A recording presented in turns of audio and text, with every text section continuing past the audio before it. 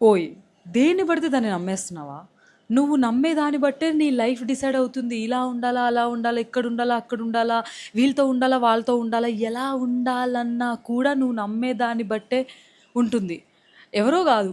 కొన్నిసార్లు మనల్ని మనమే మోసం చేసుకుంటాం. నిజంగా చెప్పాలి అంటే మనల్ని మనమే మోసం చేసుకుంటాం.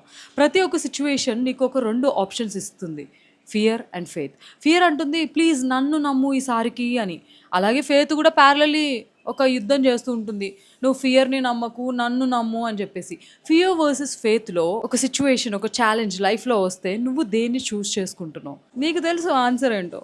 ఇన్ కేస్ నువ్వు ఫియర్‌ని చూజ్ చేసుకుంటే ఇక నుంచైనా నువ్వు దాన్ని ఆపే. నిజంగానే నీ వల్ల కాకపోతే నీ బ్రెయిన్ని మోసం చేసన్నా నువ్వు ఫెయిత్‌ని నమ్ము. నీ మీద నువ్వు నమ్మకం పెట్టుకో, నువ్వు చేయగలవని. బెటర్ థింగ్స్ గురించి ఆలోచించు. డెఫినెట్లీ నువ్వు ఏదైతే ఆలోచిస్తావో, దేన్నైతే బలంగా నమ్ముతావో అదే జరుగుతుంది. అది మంచైనా, చెడైనా ఏదైనా కూడా. So, this is called the art of believing. నువ్వు దేన్ని నమ్ముతావో అదే నువ్వు అవుతావు. So, make sure you are believing the good things, best things to your life. అర్థమైందా?